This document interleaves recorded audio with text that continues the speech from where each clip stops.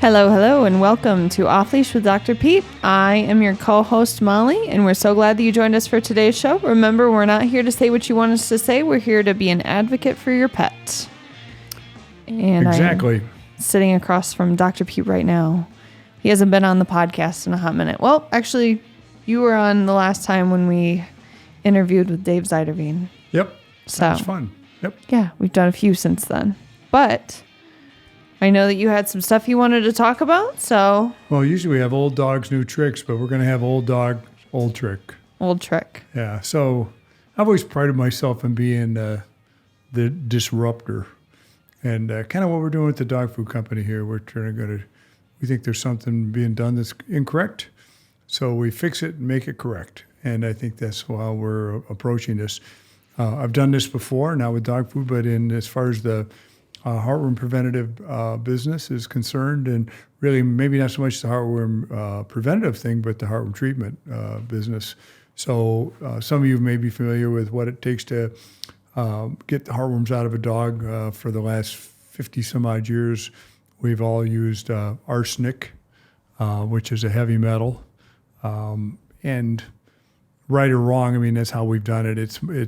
It's designed not to kill all the heartworms in a 24-hour period. It's designed to kill them over a few days. Right. So what you don't do is with all these heartworms, leaving the pulmonary arteries and ended up in the lungs. And so we're trying to avoid having that happen by using arsenic. Now, the problem with arsenic is it's a heavy metal, and as far as I'm concerned, it's a little bit on the dangerous side. And back in the day when I first got out of school, we used to give arsenic. It was called carparsolate. And you gave it IV. And you have to get it IV, I think, I don't know if I can remember this or not. I think twice a day for 2 days. So you had to give 4 injections. Were people killing their dogs with arsenic? Well, you did sometimes kill them with the treatment. I mean, it depends how many heartworms the dog had and what kind of reaction the dog was going to have when the heartworms died and went to the lung field. Oof. That was a problem. So, there was a period of time, maybe in the 2000s here, maybe in the teens someplace, that we had a hard time getting carparsolate or imidazide, as it's called now. Now we have an injectable that's not an IV, it's an in-the-muscle treatment, and you give 1 dose now and 1 dose tomorrow. And that's what it does. It kills all the heartworms over a 6, 7, 8, 9 day period of time. So they just flutter into the lung field. And hopefully there's not too many of them on one day causing an allergic reaction, which is frequently why sometimes people are going to give prednisolone, which is a steroid I've been pronouncing it wrong. I thought it was prednisone. Well, it is prednisone. So there's 2 kinds, prednisolone and prednisone.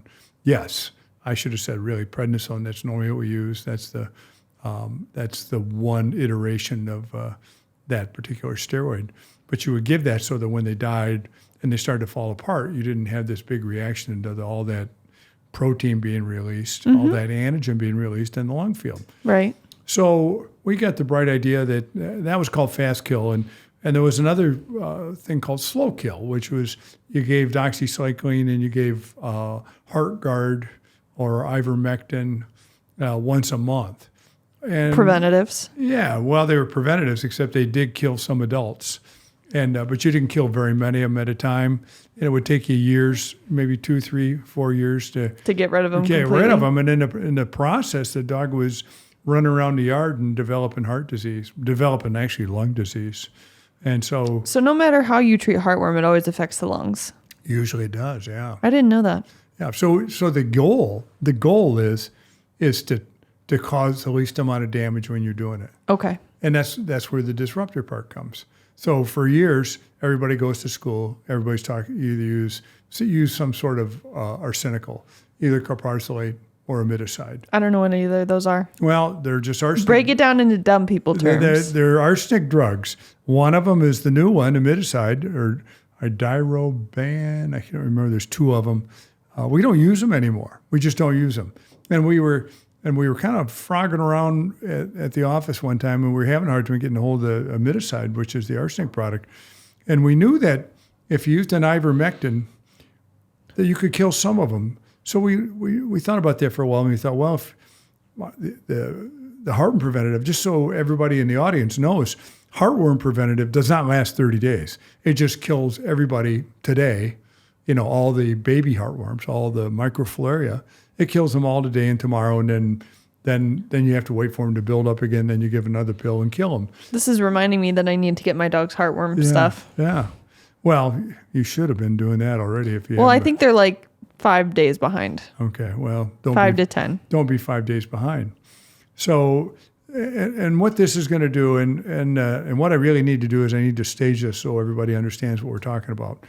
We've prevented heartworms for years. Right now, you do it easily. You can either get an injection, or you put a topical on sometimes, or you give them an oral. Works really well, almost 100% efficacious in doing this. It's really easy now. And they pack it in a little thing that tastes like a Butterfinger. Not a Butterfinger, but you get the idea. The equivalent of a Butterfinger for dogs. The equivalent of a Butterfinger, so it didn't get stuck between your teeth. So really what happens here is everything's about 100% effective. And if you remember to give it, it's great. I think that's probably one of the things we have problems with, the compliance thing. People forget. The husband thinks the wife's doing it. The wife thinks the husband's doing it. Next thing you know, your medication's not going down. You bought 6 months worth in April, and you still got 3 months worth in October, and so that's not good. So for years, we've always been taught that we have to make sure we heartworm test our dogs every year. Well, I'm going to tell you how that got started. It got started because when we used in the original format, when I got out of school, we used something called diethylcarbamazine. It was a pill you gave every day. Mm-hmm. You went and got $8 worth of pills, and then you stocked up on Braunschweiger or whatever you wanted to get the pills down, which was about $150 worth of Braunschweiger. So you take the $8 worth of pills and the $150 worth of Braunschweiger, and you just give that pill with Braunschweiger every day. Now, you know what happens if you miss 2 days? Your dog gets heartworms. Yeah. If you miss 3 days, your dog gets heartworms. Your dog gets heartworms. Not a very forgiving way to do things. No. Nowadays, it's very forgiving. In fact, a lot of the literature says, like you're over 5 days. Most of the literature says those pills we're giving now, they'll last for, you can give them every 40 days, every 41 days, every 36 days. They don't put that on there because nobody wants to tell somebody, you only have to give this every 43 days. You'd have to go through the calendar and mark the whole thing. It's a mess. You just do it every month. It's easy peasy. Now, so I'm still covered. Yeah. So, and we do know that doxycycline, if you have adult heartworms, doxycycline is an antibiotic. It's a nephew of tetracycline or a first cousin, whatever. Okay. Anyway, you have to give that. It kills a bacteria that's in the heartworm called Wolbachia, and it actually weakens the heartworm. What is it called? Wolbachia. Okay. Wolbachia. Sounds like something off Star Trek. Yeah. Wolbachia. Okay. And it's a bacteria. So you have to kill the bacteria to make the heartworm susceptible to being killed. So you weaken the heartworm by giving them doxycycline. So then when you give your arsenic, or when you give in this case, what we started doing, we started giving most of the heartworm preventatives, or a lot of them have something called moxidectin in them now. And moxidectin has a fairly long half-life orally, and it has a really long half-life with a drug called Advantage Multi. So Advantage Multi would have this moxidectin in it, and it had a 33 or 32-day half-life. So when you gave it, you put all this much in, and it wouldn't go all the way down before you gave it again. Then it'd be a little bit higher, then a little bit higher. And then what happened is we figured out that you could kill adult heartworms by using this Advantage Multi twice a month for 3 months, and then once a month after that. You check them at 8 months, most of the dogs were negative. We thought that was exciting. We thought, wow, look at this. We can actually treat this dog for $75. A lot of people are getting $1,000, $1,200 to treat a heartworm dog. We were just using this Advantage Multi, maybe $100 or something like that. And you know what? We didn't see very many reactions. We didn't see very many respiratory things. We weren't getting any discomfort because we were giving injections of arsenic in the muscle. It was really fabulous. We couldn't see anything wrong with it. So I was in a practice. I'm in a practice at that time with 10 people or 11 people. So one of us started doing it. Me, I'm the disruptor, and then everyone else thought. Well, everyone thought. Well, everybody says this is what the young veterinarians say nowadays. In school, they said this. In school, they said that. The American Heartworm Society says this. The American Heartworm Society says that. And you said, I don't give a shit what they say. That's exactly what I did. So I did it. So and this is actually kind of a good story because I don't know, we treated, 20, 25 dogs, something like that. They all got better. So I went to a meeting one time down in Ohio, and they had a guy by the name of Clark Atkins. He's a cardiologist out of North Carolina State. Okay. And he was up there talking. He does an hour-long thing, and he's talking about heartworms. He's talking about slow kill and fast kill. And when he gets done, he's taking a break in between his lecture. So I called him over to the side of the stage. I said, well, you left out, I said, you said to a certain extent slow kill and fast kill. And I said, yeah, well, there's something other than slow kill and fast kill. And he says, what's that? I said, just right kill. He says, what's just right kill? I said, use an Advantage Multi. I said, we've done it a number of times with doxycycline, 15 days with the doxycycline. The advantage of at that time, sometimes we were given as often as every 10 days. We knew we could because the dermatologists had used that to kill Demodex in dogs before. So we knew it was safe. So we knew this was safe, and we knew it worked. And so we talked at the side of the stage for like 10 minutes or something like that. Then he had to, at another 5 minutes, he had to go back on stage again. And he says, well, you know what you should do? He says, you should do a little trial and then see if you can get the results to me, and we'll take a look at them and stuff. So I said, well, that's not my thing to do. I'm not a researcher.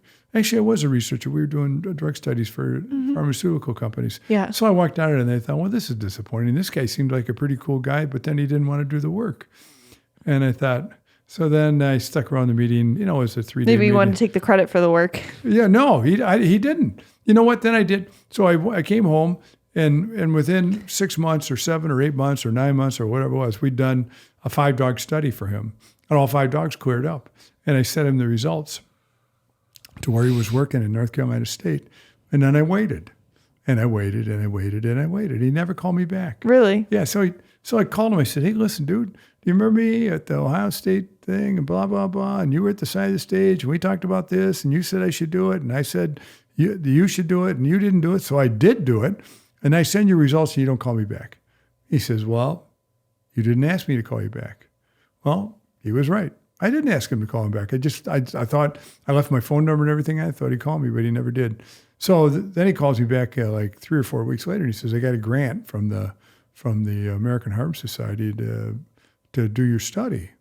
I said, really? So I got some free drug from the drug company, and then I used the money that we got on the grant. I don't think I've ever told you this story before. No. Have I? Yeah. Do people do this anymore, like veterinarians today? Well, I don't know that very many people would do this, but I'm the disruptor. So that's what disruptors do. They try to prove stuff wrong. No, they try to pee the rest of the world off. And so we do the study, and guess what? I think it was 22 dogs or 23 dogs, and we cleared up 22 out of 23 dogs or 21 out of 22, something like that. It took us about 1.5 years to do the whole thing. But I got it all done, and we got it published in Veterinary Parasitology. It was really good stuff. But nobody changed anything. Why? Who really got a hold of it and loved it? Who? The rescues, the dog rescues. Because it's cheap and easy? Well, they used to put dogs to sleep because they couldn't afford to treat them with arsenic. Right. Yep. And we do this all the time now. And some of the and so what has to happen is, this is kind of the crazy part. I remember there was a veterinarian in the town over next to us, and we had the SPCA over in Kalamazoo doing this treatment. Okay. And he says, and the guy called me, gave me a rash of crap about it. He says, this isn't slow kill. This is no kill. And I said, no, that's not true. I said, we've published this article about this. He read the article? No, I don't know anything about it. He says, well, it's no kill. So we had this conversation. It was reasonably pleasant. I thought it wasn't going to be pleasant. It was pleasant. He's a nice guy. But he had his ideas, because what he'd been told was different than what, who's telling the stories? Corporate America. Yeah. They tell the stories. Okay. So they're Shocker. So they're the ones sitting around the campfire telling the stories to all the rest of us as veterinarians. Yeah. And so we're getting a lot of smoke blown up, where. And you can say it. We're getting a little bit of smoke blown up our ass. And I said, so I ran into this guy like 3 months later, 4 months later, he says, I tested that dog from the SPCA that you guys had on that stuff. He says, he said, it's clear. The dog came out clear. And I said, well, it works. And Are you pretty proud of yourself? Yeah, I'm proud of myself, and I'm proud of our group. I mean, our group did this. Mm-hmm. And I'm proud of Dr. Atkins. He went along with this, and Marissa Ames, cardiologist out of Colorado State, she helped with this too. So all three of us did this. And they came in and put the data all together, and one of the ladies that worked, Chelsea Evans, she collected all the data. We created all these spreadsheets and graphs. And when I was in school, I always thought, if I ever get out and do a presentation, I am never going to show a graph. Yep, that's what I'm doing now. I got show graphs all the time. Graphs all the time, yeah. So, but it's all data, and so you have the data, and of course my graphs are goofy. They have smiley faces on them and stuff when you get the right thing. Mm-hmm. We had one dog on the study that didn't get enough doxycycline, and he didn't clear up very fast. And we got the dose of doxycycline right. He cleared up fast. We had one that had a reaction to the heartworms that died that went in the lung field, and we gave him an injection of dexamethasone. We got a before and after X-ray, and that made it into the parasitology journal. Was one other dog in there that was kind of cool. Oh, I know. So I had one dog, so we would do them. We would do them with a snap test, and then they'd have high and low positive. So high positives mean you got a lot of heartworms probably. Mm-hmm. Low positive means you don't have as many. And then we go all the way down to where we're doing the batch test, which is really sensitive. So it came all the way down to low positive. What's a batch test? Batch test where you run 10 or 15 samples at a time. That's actually the gold standard for running heartworm tests. Okay. Yeah. And if there's any veterinarians watching this, which I doubt there will be, but if there are very many veterinarians watching this, that's what really allowed us to learn a lot. These 3 or 4 dogs that were unusual. So then this dog is just really faintly positive on the batch test. We're thinking, well, next time it will be negative. Right. And the next time it was high positive, because what had happened in the meantime, 1 or 2 heartworms that were in there had died. And then they gone into the lung field and got blown up, decayed and everything. Mm-hmm. And they had a big increase of antigen. And so there it looks like, well, what happened here? There's more heartworms in here. No, there's more heartworm debris, and so really. It's negative. Is it negative testing? Yeah, it ended up negative. 30 days later, it came back negative for everything. Okay. Yeah, so we learned a lot when we did that, and I think that's always the thing when we do studies for the drug companies. We actually get paid kind of stupid money to learn stuff, and drug companies have a lot of money. They do have a lot of money, and they throw it around a little bit, if they think there's going to be something in it for them. Big pharma. and that's really one of the reasons. Yeah, as much as we can kind of piss and moan about all this, the truth of the matter is, hey, if they throw some money at it and I was in on the Apoquel study. I'll bet that's damn near $1 billion drug at this. At least. They got their money all back in the first 3 months. Because that was a good drug. That was a good drug, and it still is a good drug. So explain to everyone what Apoquel is, so for those that don't know. Apoquel is what they call a Janus kinase inhibitor. I see these being advertised now for people for eczema and stuff like that. But so when you get a release of cytokines, then you have an inflammatory response. Well, what Apoquel does, it goes in there and it fills up all the parking places. So when the cytokine shows up to dock onto an itch receptor, already taken. So there's no spots to park. That's right. It's like at the beer festival when you go out there and every one of the porta potties has a little red thing on the side of it, and you got to go to the bathroom really bad. That's what that is. Okay. You can't get in. You can't get in, and that's how that works. So but it doesn't last very long. Apoquel only lasts half-life's about 4.5 hours. So a lot of people get away with giving it once a day. Some people got to give it twice a day. But we knew that was a winner the minute we did it. And we knew this heartworm treatment was a winner. And so I'll tell you a little story. I've had 2 people come in after being prescribed this Advantage Multi or this Moxidectin topical. They got this Moxidectin topical, and they put it on their dog just like they're supposed to every 2 weeks for the first 3 months, and then they put it on once a month after that. And they came in at 8 months, and they said, well, I'm here to have my dog heartworm checked. And I said, well, good. I'm glad you're here. I'm interested to see how this comes out. And they said, well, we're not happy. I said, why aren't you happy? nothing happened. I said, what do you mean nothing happened? Well, nothing happened. Well, that's sort of the idea of heartworm treatment is. Yeah. Nothing happens. And they said, well, we can't possibly imagine this is going to be negative. So I go back and test them, come back up. Guess what? Your dog's negative. And then they look at me, and then I can tell you this works. You can count to 5. 1, 2, 3, 4, 5. And then the guy goes, why doesn't everybody do it that way? I said, I don't know why everybody doesn't do it that. That's the way we do it. And they're so impressed with how that worked. And it was seamless. Every once in a while, a dog would maybe cough a little bit, like 1 or 2 days after they got the moxidectin put on topically. But for the most part, super healthy. Yeah. And I'm going to tell you what happens. When you make those heartworms sick, I think they're under duress for quite some time. Mm-hmm. When they're under duress, they don't eat much. I don't feel very good, so I got I don't know what disease I have, not whatever. But anyway, so I don't eat for 2 or 3 days because I don't feel good. Mm-hmm. Well, guess what? I'm a little lighter than I used to be. Well, if I don't eat for a month, I'm quite a bit lighter. And if I don't eat for 2 months, I'm really light. Mm-hmm. So what happens is when those heartworms die, we think they go to the lung field skinny.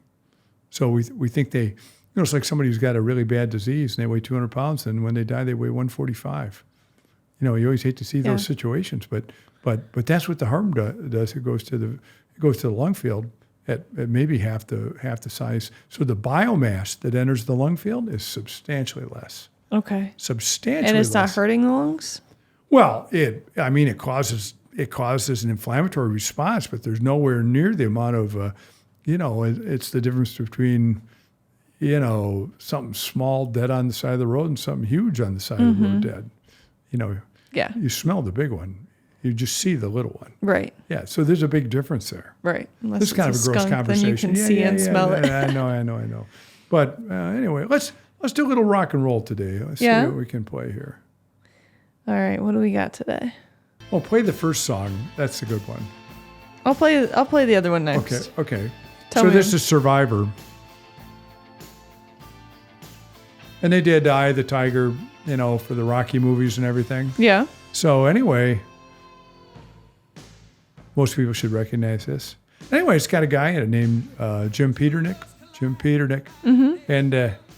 And he was in another band years and years ago. But this was, when was this? Probably the 80s, 90s? It doesn't give me a date. It doesn't give you a date. Yeah, I don't know how long it is ago, but it's a while ago. But anyway, this is a really good song. It's got an old rocker by the name of Jim Peternick, who years and years and years ago, when I was a kid, was in a band called the Ides of March. Okay. And the Ides of March were out of Chicago, which is next door to where we live.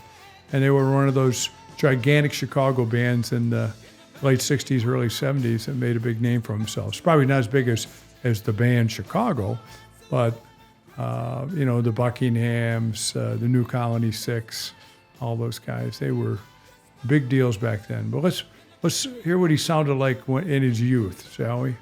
So this is a good song. And this would have been, and this almost sounds like Chicago, doesn't it? I don't know Chicago. A lot of horns. But this is Jim Peternick also. Last one was Jim Peternick 25 years down the road. The guy's got apparently a fabulous guitar collection.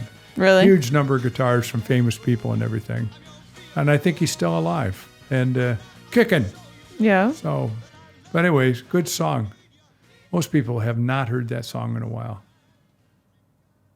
Anyway, there's our rock and roll thing for the day. Yeah. Well, is there anything else you'd like to go over today? No. We can go back to the heartworm thing. I think this is a big deal. So there'll be a lot of dogs that end up in shelters, and they'll end up with heartworms. And then the shelter actually has the ability now to treat those dogs for a reasonable amount of money and not humanely euthanize them. And I think that's a big deal. And I think maybe the other part of the big deal is this, that there's a lot of dogs, heartworm dogs tend to belong to people that are maybe disadvantaged or don't have the amount of discretionary money to take the appropriate care of their pets. And so what you have is you usually have people that have limited funds.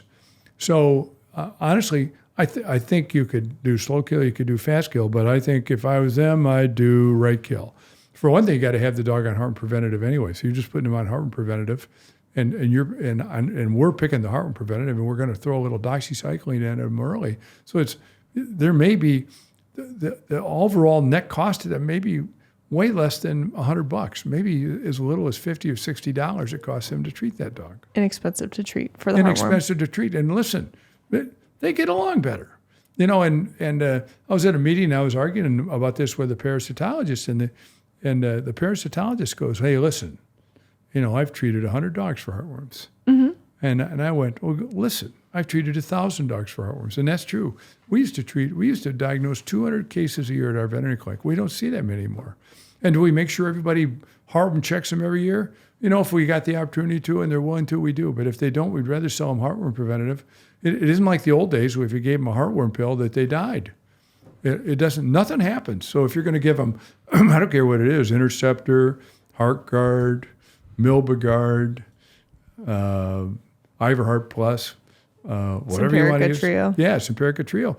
You know, that one of the companies says, well, you can't give the injectable ProHeart, the one that lasts 12 months. Mm-hmm. We don't want you to give that unless you know they're negative. Well, who cares? You know, it's really what you treat them with anyway. They're not going to have an allergic reaction or have a negative effect when you give it to them. Right.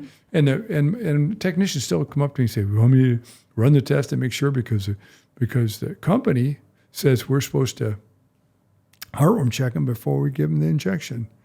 Well, let me ask you this. Does the company who wants you to do the heartworm test, do they sell the heartworm test themselves? Yeah, they Yes. do. Yes, they do. So imagine, you know, Imagine that, big pharma. Yeah, big pharma.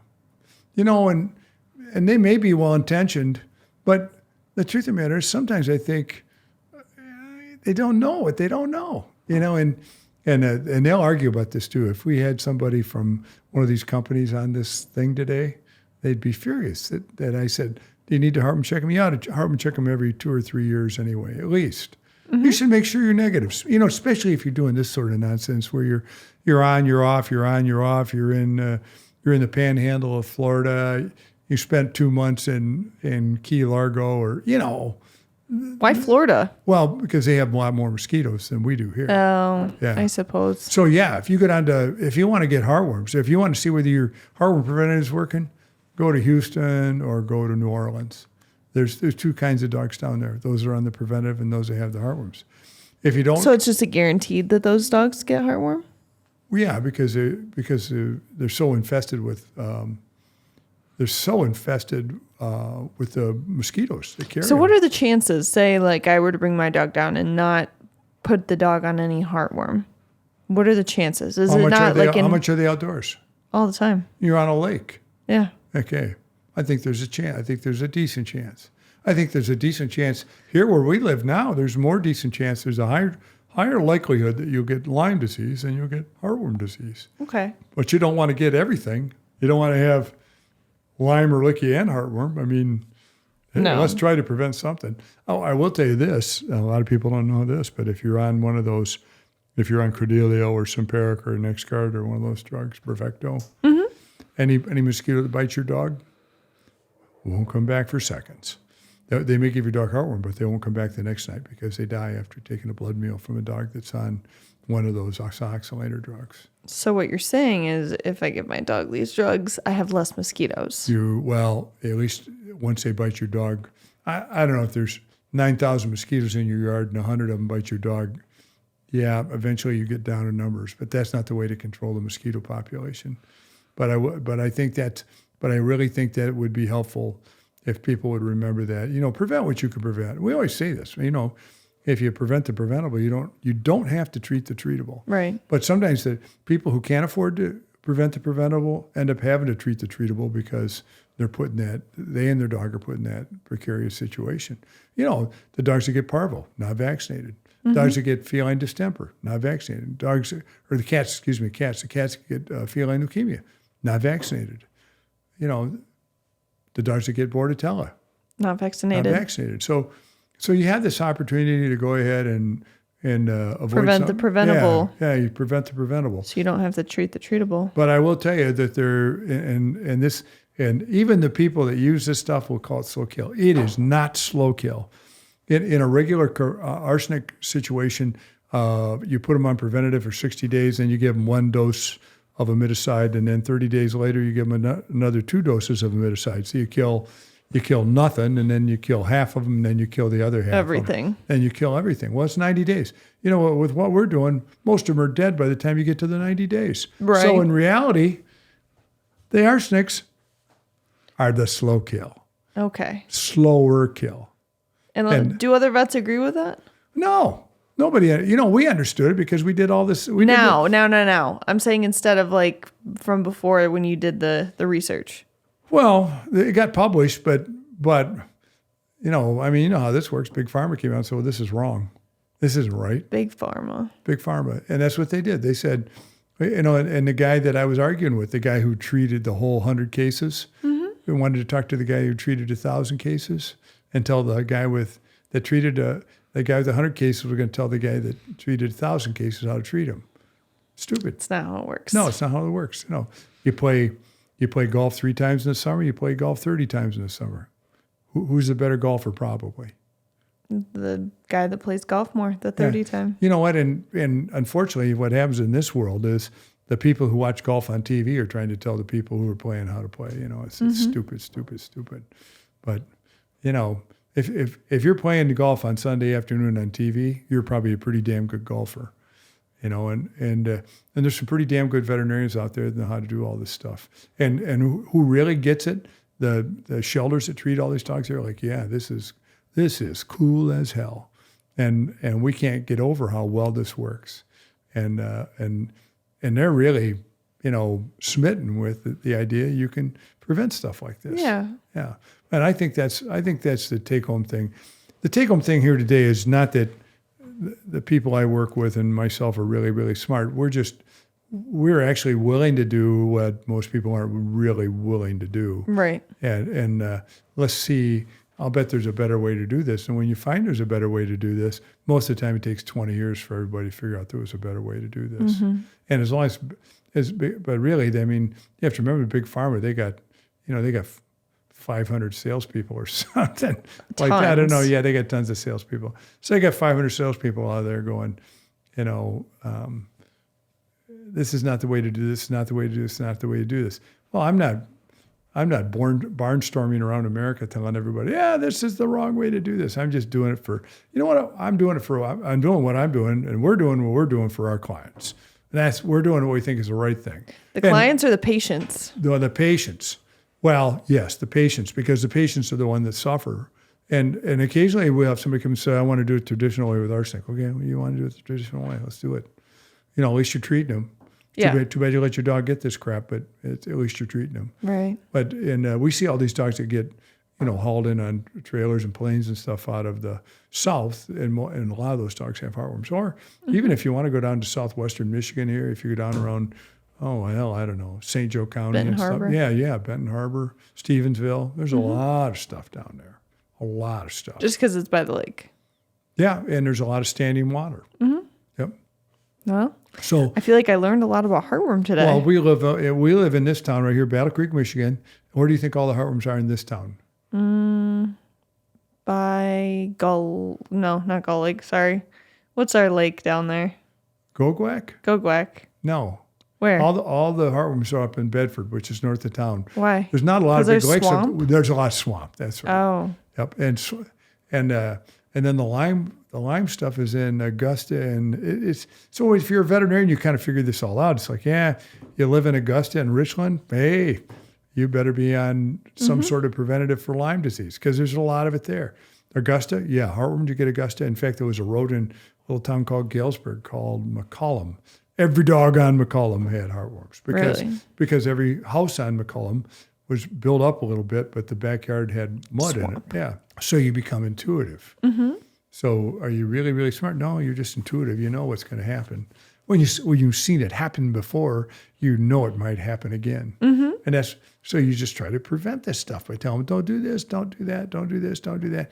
And really, I mean, I think veterinarians look at us like, you guys are stupid. I mean, you could get $1,200 for treating a dog for heartworms.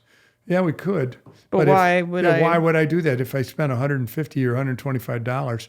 Now I get the dog all cleared up. Now I got enough money to clean his teeth, or I got enough money to castrate them or whatever we want to do to make their life better. I guess castration.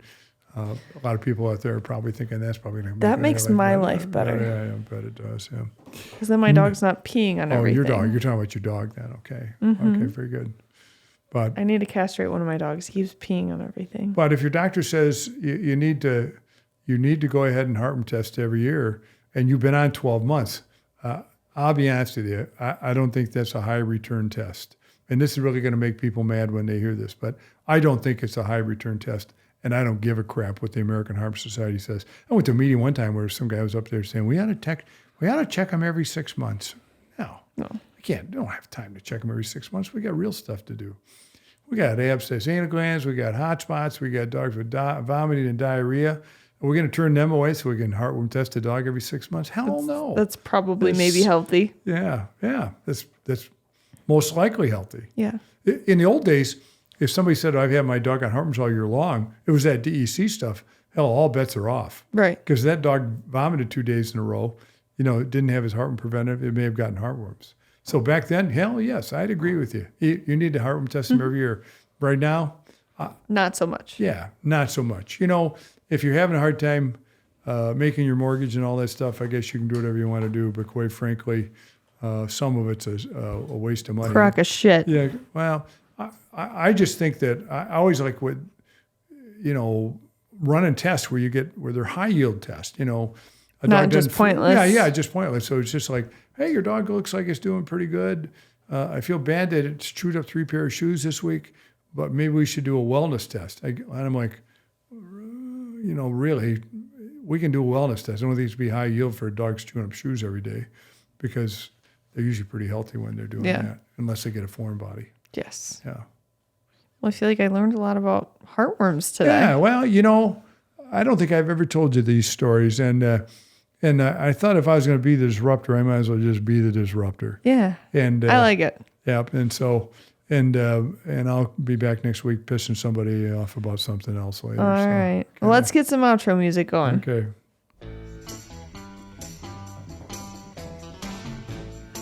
It's my boy Marvin Gaye. You always say that. That's a great song. And it's an appropriate song for a podcast like this where we talk about dogs. Well, we sure appreciate you guys listening along with us today, and we hope that we've been able to share some information that will help you love your animals as much as they love you. Don't forget, always treat the treatable and prevent the preventable. And if you have any podcast ideas, you can submit them to us on our Instagram page, Voyager Dog Food Co. And I will be sure to put them on the next episode. Until next time. Yeah, we'll catch you on the next one. Thanks, guys. Bye-bye.